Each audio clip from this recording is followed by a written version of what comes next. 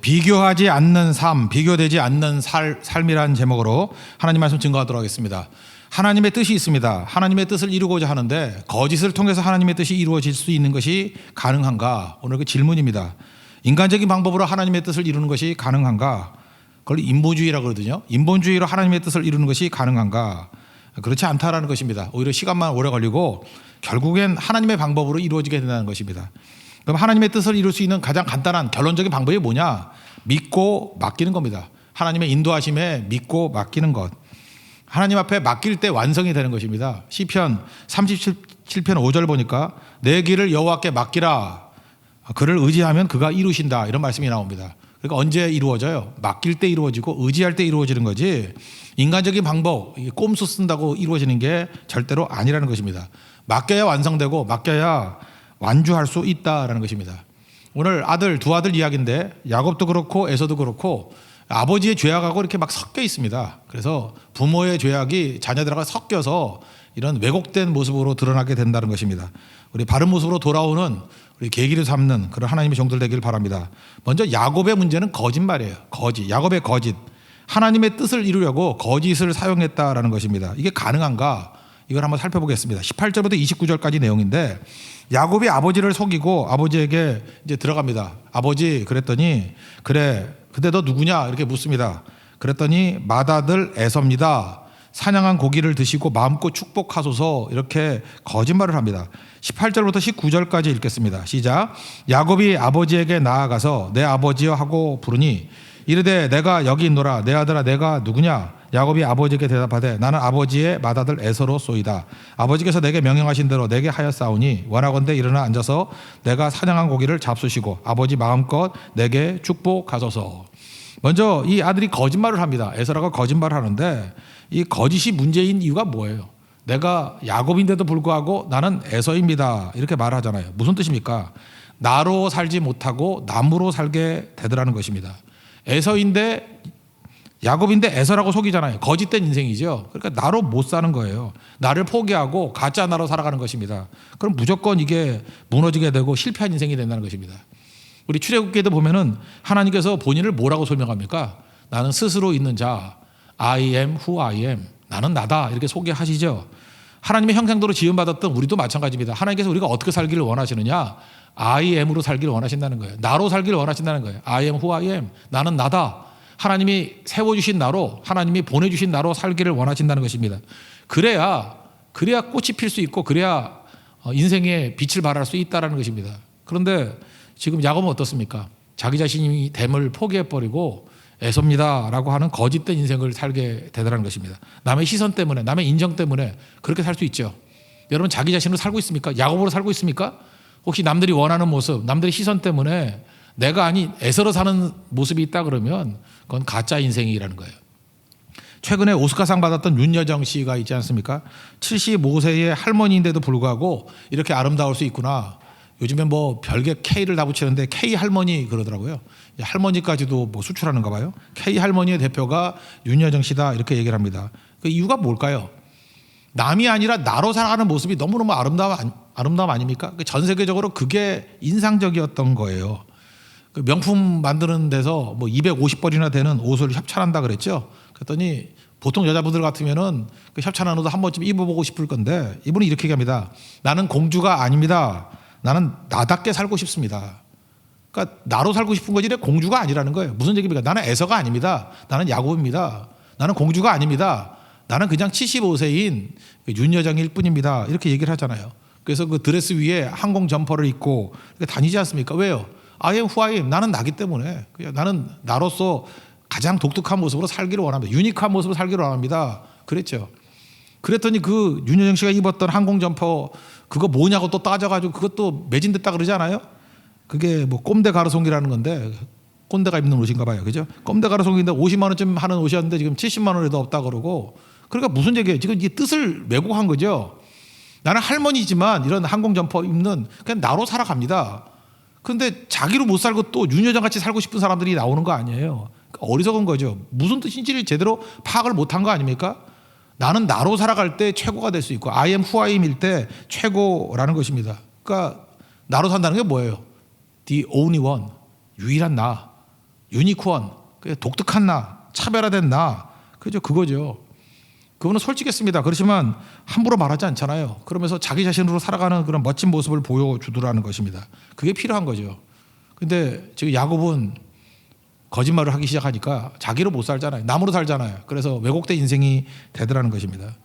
아버지가 이상함을 찾아냈어요. 두 가지인데 하나는 너무 빨리 왔다라는 거, 속히 왔다. 두 번째는 목소리가 좀 이상한 것 같아요. 이제 목소리가 에서 목소리하고 야곱 목소리가 다르기 때문에 두 가지 단서를 잡았습니다. 그래서 아버지가 하나씩 체크를 하죠. 너 왜 이렇게 속히 왔냐? 그랬더니 뭐라고 얘기합니까? 하나님이 나로 순조롭게 하셨기 때문입니다. 거짓말은 또 다른 거짓말을 나타내는 것입니다. 한번 읽어보겠습니다. 20절 읽겠습니다. 시작. 이삭이 그의 아들에게 이르되 내 아들아 내가 어떻게 이같이 속히 잡았느냐? 그가 이르되 아버지의 하나님 여호와께서 나로 순조롭게 만나게 하셨음이니이다. 하나님을 빙자하죠. 하나님을 도용합니다. 그래서 성경은 뭐라고 얘기해요? 자기 욕심 채우려고 하나님의 이름 함부로 말하지 말라는 거예요. 그래서 성경은 뭐라고 얘기합니까? 도무지 맹세하지 말라. 하나님의 이름으로 맹세하지 말라. 그런 말씀을 하십니다. 어떤 문제가 생기면은 이렇게 얘기하는 거예요. 마태복음 5장 37절에 예수님께서 산상순에 이렇게 말씀하십니다. 옳으면 옳다 그러고 아니면 아니라 하라. 이에서 지나는 것은 악으로부터 나느니라. 다 악한 거라는 거예요. 옳은 건 옳다 그러고 아니면 아니다. 그러면 끝이라는 거예요. 그러면 여러분 인생 살다 보면 그럴 수 있죠. 분명히 사실인데 내가 말을 하니까 사람들이 안 믿어줘요. 그러니까 너무 답답하니까 뭐라 그래요? 내가 하나님의 이름을 걸고 맹세하건대 이렇게 말하지 말라는 거예요. 왜 내가 진실을 말하는데도 사람들이 안 믿어주죠? 과거의 나의 삶이 거짓된 인생이었기 때문에 그래요. 계속 거짓말하다가 오래간만에 한번 진실을 말하니까 안 믿는 거죠. 그래서 축적된 과거에 내 인격에 문제가 있다. 받아들이라고요. 내 말을 못 믿는 이유는 과거의 내 삶이 엉터리였기 때문에 그렇다는 거예요. 지금부터라도 진실을 쌓아가다 보면 나중에는 내가 어떤 말을 하든지 간에 사람들이 그대로 받아들일 날이 온다. 그러니까 대가를 치른 거다 이렇게 생각하는 게 옳다라는 것입니다. 결코 맹세하지 마십시오. 그게 중요한 거죠. 근데 지금 야곱은 어떻습니까? 하나님의 이름을 도용해가지고 자기 욕심을 채우려고 이럴 때가 얼마나 많아요. 일반 성도 말고 이 목회자인 저도 한번 생각을 해봤어요. 이 목회자들끼리만 짓는 죄가 뭐가 있나. 여러 가지가 있는 것 같아요. 하나는 뭐냐. 맨날 하나님의 뜻을 들먹여요. 이거 하나님의 뜻이다. 그래서 내용은 뭐냐. 자기 욕심이에요. 자기 욕심을 채우려고 하는 것들을 하나님의 뜻이 이거거든 하면서 자기 욕심 채우는 것으로 포장해버려요. 그러니까 문제가 되는 거죠. 또 하나 이럴 수도 있죠. 요즘에 목회자들 뭐 이렇게 뭐 굶고 그러는 거 아니잖아요. 근데 어떤 어려운 사람을 도와야 될 때가 있어요. 그럴 때 이렇게 얘기한다고요. 목회자가 무슨 돈이 있냐고. 아니에요. 그런 돈이 있어요. 그 정도 할 수 있어요. 충분히. 그럼에도 불구하고 이렇게 슬쩍 피해버리고 책임을 회피하는 일들이 있다는 것입니다. 이게 바로 뭐예요? 그 하나님의 이름을 이렇게 도용해가지고 자기 욕심을 채우고자 하는 접근이 된다라는 것입니다. 여기서 정말로 감사한 건 뭐냐면 하나님께서 이렇게 이용당함임에도 불구하고 그 뒤통수 안 친다는 거예요. 제가 만약 하나님이라 그러면 야곱아 그러면서 뒤통수 날려버릴 것 같은데 하나님이 이게 참고 계신다는 거죠. 우리도 인생을 살면서 이런 인본주의적인 요소가 빠져야 된다고요. 자기 욕심을 채우려고 하나님의 이름을 들먹이는 거. 그죠? 이거 결국은 우리의 많은 문제들을 야기시키는 어떤 계기가 될 수 있다는 것입니다. 또 한 가지 아버지 이삭이 시비 거는 게 뭐냐. 목소리가 이상하다는 거예요. 에서 목소리 아닌데 이런 거죠. 그죠? 야곱 목소리인데 그래서 확인을 해보죠. 뭐로 확인해요? 만약 이런 문제가 있다면 하나님 앞에 기도해야 될 거 아니에요. 하나님 이게 맞습니까? 내가 지금 너무 늙어가지고 착각을 하는 겁니까? 하나님 알려주세요. 이렇게 나가야지 옳은 건데 기도가 없어요. 그리고 자기 감각, 그 할아버지가 있지도 않은 감각을 의지합니다. 그래서 뭐라고 얘기하느냐? 가까이 와보라고. 한번 만져보겠다고. 자기의 촉감. 그죠? 애성 털이 있잖아요. 만져보면 알겠다고. 그래서 나중에 만져보니까 목소리는 아닌데 촉감은 맞는 거예요. 그러니까 자기 판단한 촉감이 맞다라는 것을 압도적으로 그죠? 자기의 목소리의 의구심을 덮어버려요. 그러니까 실패하고 넘어지게 되는 거죠. 너무 자기 판단력을 믿는 거예요. 우리도 그럴 수 있죠. 몇 가지가 이렇게 모순이 있을 때 내 판단력을 믿는 거예요. 내가 확인해 봐야지. 털이 맞네? 이건 분명히 에서야 라고 하면서 자기를 과신하는 거예요. 하나님 믿지 않고 자기를 믿는 거예요. 자기 감각을 믿는 거예요. 크게 망합니다. 이러면. 내용 읽겠습니다. 21절부터 23절까지 읽겠습니다. 시작. 이삭이 야곱에게 이르되 내 아들아 가까이 오라. 내가 과연 내 아들 에서인지 아니지 내가 너를 만져보려 하노라. 야곱이 그 아버지 이삭에게 가까이 가니 이삭이 만지며 이르되 음성은 야곱의 음성이나 손은 에서의 손이로다 하며 그의 손이 형 에서의 손과 같이 털이 있으므로 분별하지 못하고 축복하였더라. 이삭의 머리 위에 있었던 게 누구예요? 야곱이죠. 분명히 형 만질 거라고. 형 만지는 거 많이 봤다고. 그래서 이렇게 털 붙이고 가지 않습니까? 그러니까 자기 판단을 의지하는 것보다 자기 아들은 더 똑똑한 거예요.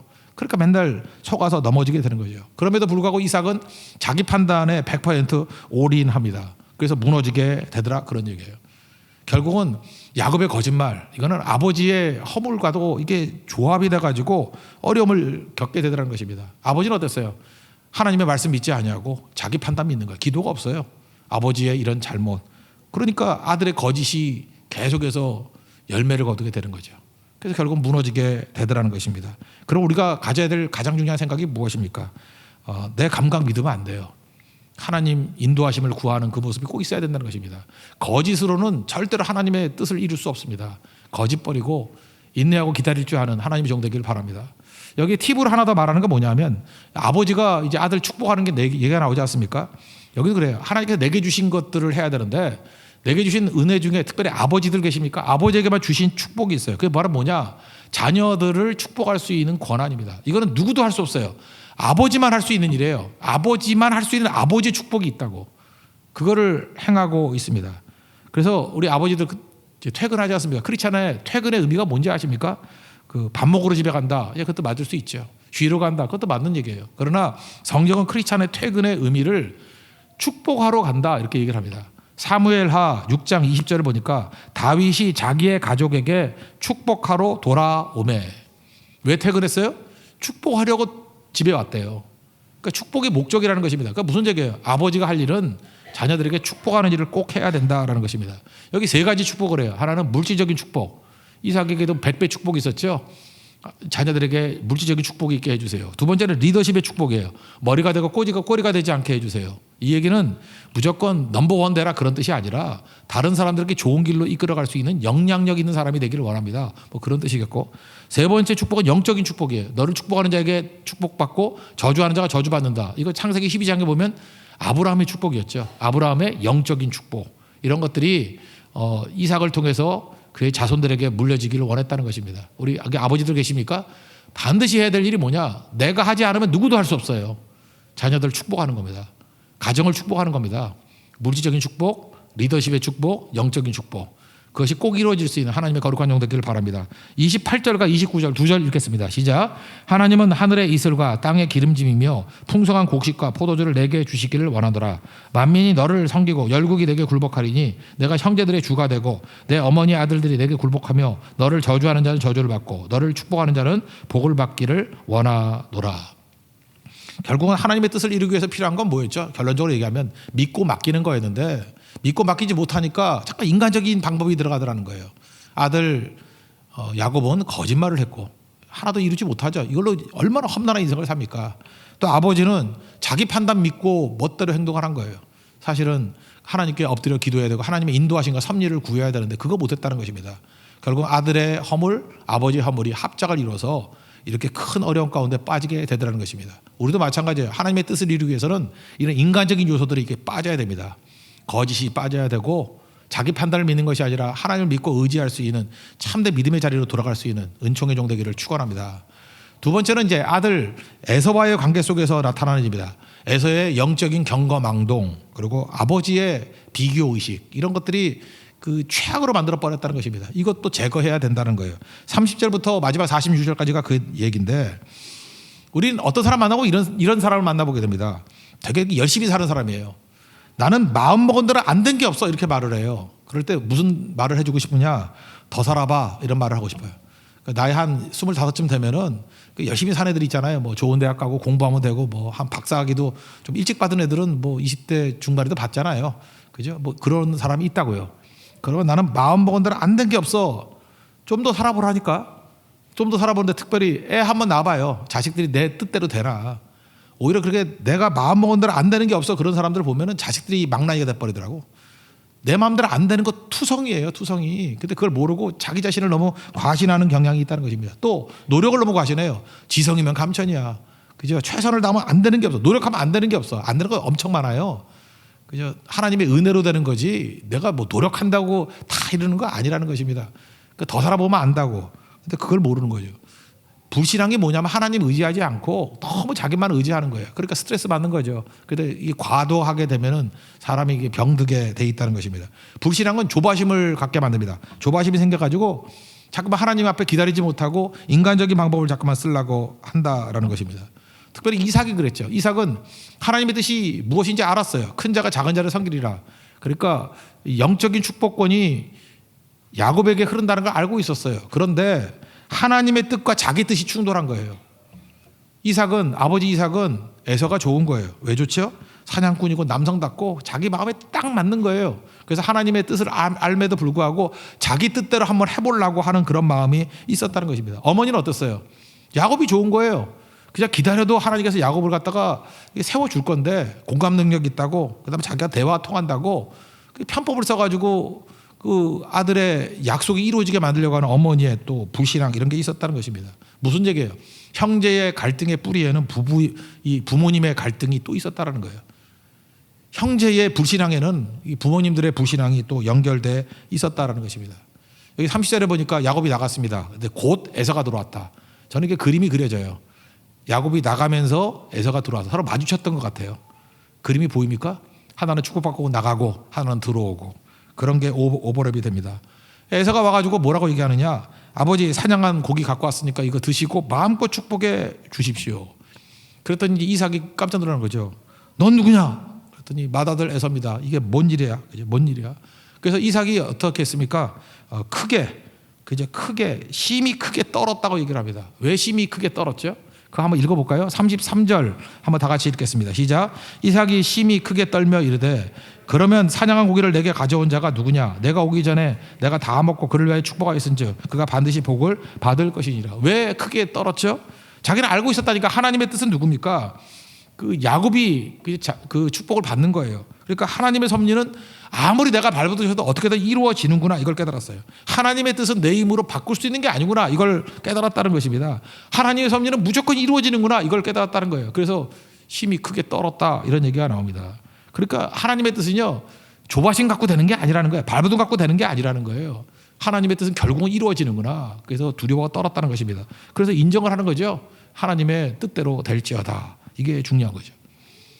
에서가 이제 울면서 자기도 축복해달라고 난리를 칩니다. 근데 난 이거 볼 때 에서의 문제점이 있다고 생각해요. 여러분, 복이 뭡니까?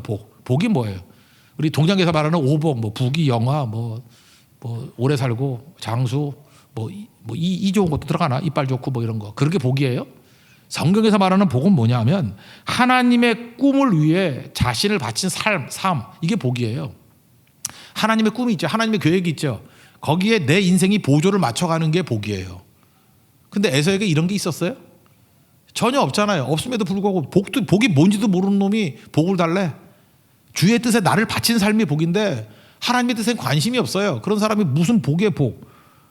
그래서 하나님의 뜻을 알고 그 뜻에 내 몸을 드리는 거를 헌신이라 그래요. 그래서 우리 한자로 보면 헌심이 맞을 것 같죠. 우리는 행동을 잘 안 하니까 마음이 중요하다 그래서 마음을 드립니다. 이걸 되게 좋아해요. 마음을 드립니다. 헌심 아니에요. 뭐라고 돼 있어요? 헌신이에요. 신. 몸을 드리는 거예요. 몸을 드린다는 건 마음을 포함한 거죠. 마음이 포함되면 몸도 간다라는 거예요. 로마서 12장 1절을 보니까 너희 몸을 하나님이 기뻐하시는 거룩한 산제물로 드리라. 여러분 이렇게 읽고 싶죠? 너희 마음을 하나님이 기뻐하시는 거룩한 산제물로 드리라. 우리 마음은 수백 번도 더 드려. 그죠? 하나님 내 마음 아시죠? 내 마음을 드립니다. 마음을 드립니다. 그 노래도 좀 바꿔야 돼. 마음은 들여서 뭐 할 거야? 몸에 마음이 다 포함되어 있는 거예요. 외식하는 행동이 아니라 진정한 믿음이라 그러면 몸이 들어가는 거예요. 몸. 헌신이에요. 신이 들어가면 몸이 움직이는데 마음이 안 갈 리가 있나요? 그죠? 우리 어제도 뭐 결혼한 형제 자매들이 있는데 나는 너에게 마음만 줄 거야. 그게 결혼이 돼요? 그죠? 서로에게 마음을 포함된 몸을 주고 받고 하는 게 그게 결혼 생활이죠. 그렇지 않아요? 다 주는 거죠. 다 주는 거. 몸이 가야 된다. 몸이. 이게 헌신이라고. 헌신. 근데 이거를 도외시해 버리는 거죠. 그러니까 에서는 복이 뭔지를 모르는 거예요. 복은 하나님의 꿈을 위해서 내 몸을 드리는 거예요. 하나님의 꿈을 위해서 내 마음이 포함된 몸을 드리는 거예요. 몸을 하나님이 기뻐하시는 거룩한 산제물을 드리는 그게 복이라고. 근데 복이 뭔지도 모르면서 복 달라고 난리를 칩니다. 그러니까 한마디로 해서 에서는 뭐가 없어요? 하나님에 대한 갈망이 없어요. 하나님에 대한 영적 추구함이 없다고요. 영적 목마름이 없다고요. 에서의 관심사는 뭐예요? 하나님 그런 관심도 없어요. 그냥 오로지 무엇을 먹을까, 무엇을 입을까, 무엇을 마실까 이런 거고. 그러니까 하나님 꿈에 대한 관심이 없으니까 결혼도 지멋대로예요. 자기 눈에 보이기 좋을 대로 고민하는 흔적이 없어요. 그죠? 그래서 24장 같은 때 보세요. 아브라함은 아들의 결혼, 이삭과 리브가의 결혼을 위해서 얼마나 많이 기도하고 얼마나 많이 노심초사합니까? 그 뭐예요? 영적인 민감성이죠. 결혼이 엄청나게 중요한 거야 라고 하면서 거의 인생을 걸잖아요. 근데 에서는 어떻습니까? 그게 없어요. 그러니까 눈에 보이는데 좋은 대로. 우리 앞부분에 자세히 살피지 않았죠. 26장을 한번 뒤로 가보세요. 26장 34절 35절.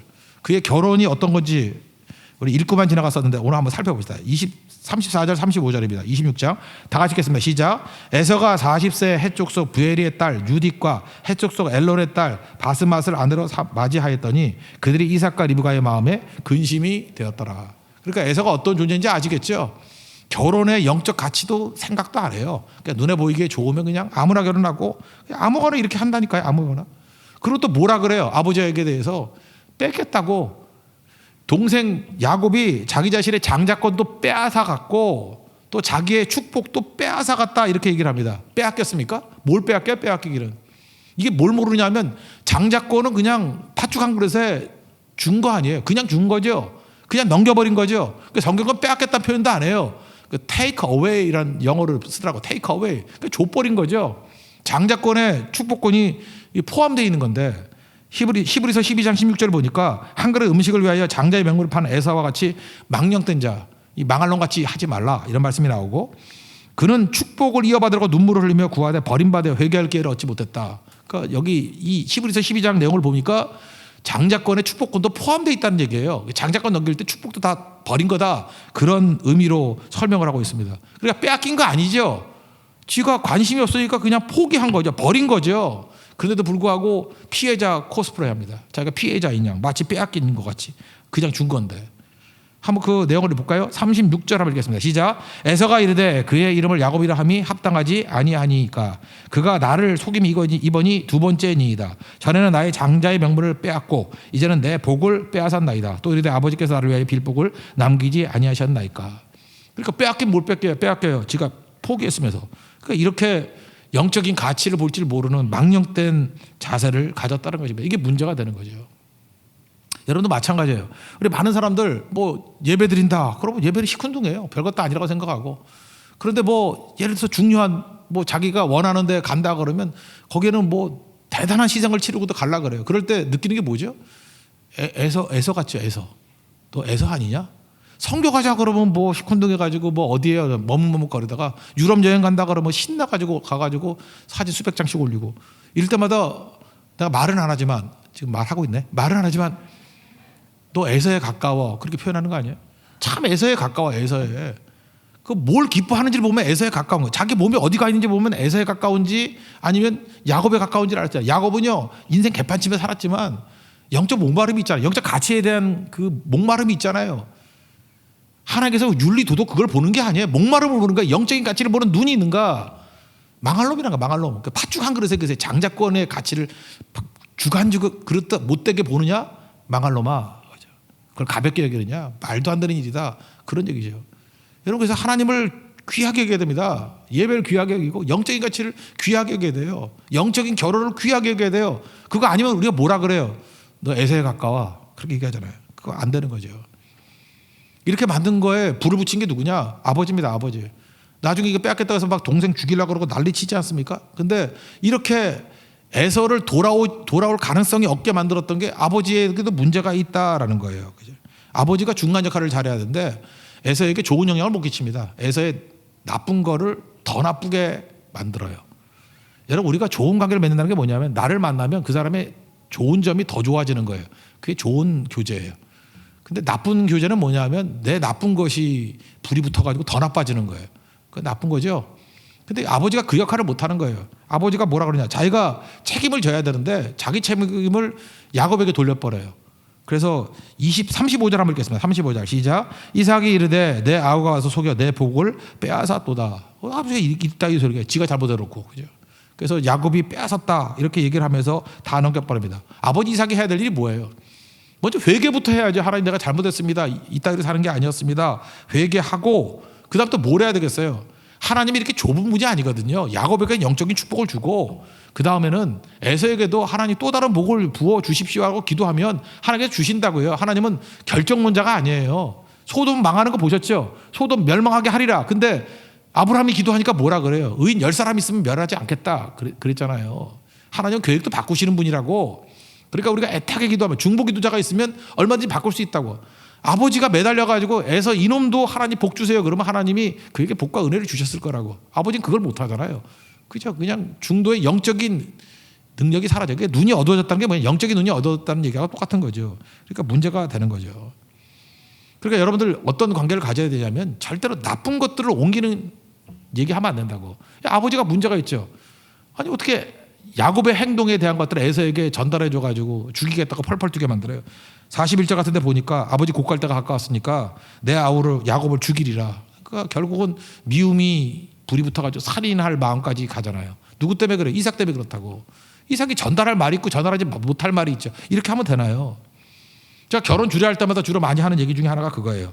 이렇게 양가 부모님들이 다투는 경우도 있잖아요. 그죠? 이렇게 사돈끼리 막 다투는 경우가 있잖아요. 그 누구 책임이냐? 그 신랑과 신부 책임이라고요. 그래서 내가 다짐을 시켰어요. 뭐라 하냐? 그냥 한쪽을 시댁이라고 한쪽을 갖다가 친정이라고 합시다. 그러면 시댁이라고 말하는 쪽에 정보는 누구를 통해서만 전달되게 돼 있어요. 신랑을 통해서만, 남자를 통해서만. 남자가 입 다물고 있으면 절대로 시댁 쪽으로 나쁜 정보가 갈 이유가 없습니다. 며느리가 전화해서 거기다가 그러니까 남자만 입 다물고 있으면 돼. 근데 시댁 쪽에서 씩씩거리면서 이게 안 좋은 마음을 갖고 있다면 남자 걔가 입이 싼 놈이에요, 그죠? 말 떠들고 다니니까 관계가 안 좋아야죠. 또 하나 친정이라고 합시다. 친정이라면 친정 사람들이 그 반대편에 대해서 나쁜 감정을 갖게 되는 이유가 뭐예요? 신부만 입 다물고 있으면은 절대로 그런 나쁜 마음을 가질 리가 없다고. 입 다물면 되잖아요. 근데 양가에 큰 싸움이 벌어지는 거 보면은 남자도 떠들고 여자도 떠들고 그래서 아주 양차 대전이 벌어져서 세계 대전이 벌어져 가지고 파국에 이르는 경우가 많이 있다라는 거예요. 그러니까 평화로운 집에 가면 특징이 뭔지 아십니까? 수군거리지 않는 사람들이 있어요. 입 다물고 있는 사람들. 절대로 잘하지 않는 거예요. 최근에 우리 교회 참 좋아졌다고 생각하는데 이 말꾼들이 많이 사라졌어. 말꾼들이 사라진 건지 아니면 잠복해 있는 건지 모르지만 하여튼간에 많이 사라졌어요. 그래서 이렇게 뭐 들으면 뭐 나쁜 소리 하는 사람도 있죠. 인격이 더러워가지고 그렇게 나쁜 소리 하는 사람이 있죠. 근데 거기서 듣고 끝내버리는 거예요. 귀 씻어버리고 더 전하지 않는 거예요. 더 말하지 않는 거예요. 그럼 거로 끝나요. 그냥 아무것도 아니라고. 전염병도 그거 아니에요? 이렇게 전염되는 거 아니에요? 그 나한테서 그냥 끊어져 버리면 그 전염의 사다리가 끊어지니까 더 전염 안 되는 거 아니에요? 요즘에 하나님께서 우리에게 말 좀 그만하라고 마스크 씌워줬잖아. 말 많은 사람은 거기다가 매직으로 X자를 쓰라고. 그죠? 이 바이러스만 막지 말고 말하는 것도 막는 거. 이게 되게 중요한 거죠. 어떤 할머니인데 8명의 자녀가 있어요. 8명의 자녀가 너무너무 훌륭한 자녀로 양육이 된 거예요. 다 이렇게 사회적으로도 굉장히 존경받을 사람들로 양육이 됐어요. 그래서 리포터가 와가지고 묻습니다. 어떻게 애들을 이렇게 잘 교육시켰냐고. 근데 그 할머니 많이 공부한 분도 아닌데 한 가지 원칙이 있었다는 거예요. 그냥 너무 간단해요. 이 아이 일을 저 아이에게 절대 말하지 않습니다. 그게 다예요. 8명의 자식이 있는데 누가 뭐 잘할 때도 있고 못할 때도 있고 그러잖아요. 그러면 어머니로서 한 사람 한 사람을 그냥 자녀로서만 본 거예요. 절대로 옆에 있는 아이에게 전달 안 한다는 거예요. 비교 안 한다는 거예요. 그랬더니 8명이 다 I am who I am. 나는 나다. 자기 자신의 남이 아니라 자기의 모습으로 성장할 수 있으니까 그 8명이 제대로 성장했다 그 얘기 아니에요? 너무너무 멋진 얘기 아닙니까? 절대 비교하지 않는 거. 어떤 가정의 그 모토가 그거였대요. 절대 비교하지 않는 부모가 되겠다. 그러니까 격이 달라지는 거죠. 그래서 아이들을 불러놓고 요즘에 뭐 애 둘밖에 없으니까 내가 너에게 약속한다고. 내가 절대로 다른 집 아이들하고 너희 절대 비교하지 않겠다고.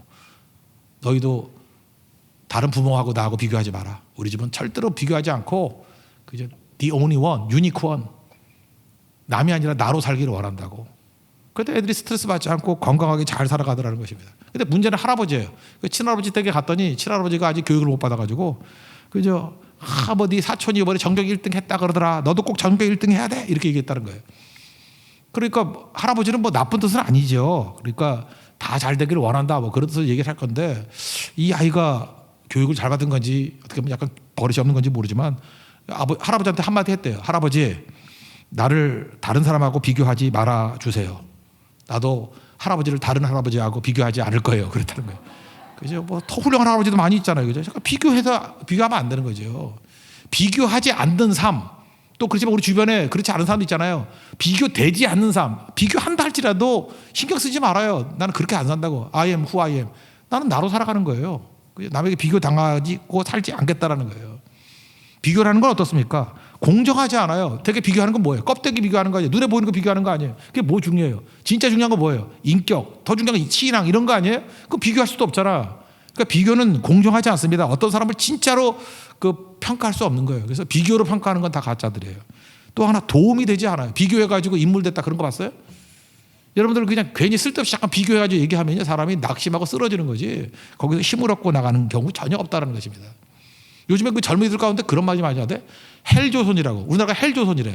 도대체 어디하고 비교한 거야? 우리가 왜 지옥이야? 왜 헬조선이냐고. 어디하고 비교한 거예요? 뭐 북한하고 비교했어? 일본하고 비교했어? 미국하고 비교했어? 어디하고 비교했냐고요? 비교한다는 자체가 벌써 상대적인 거 아닙니까?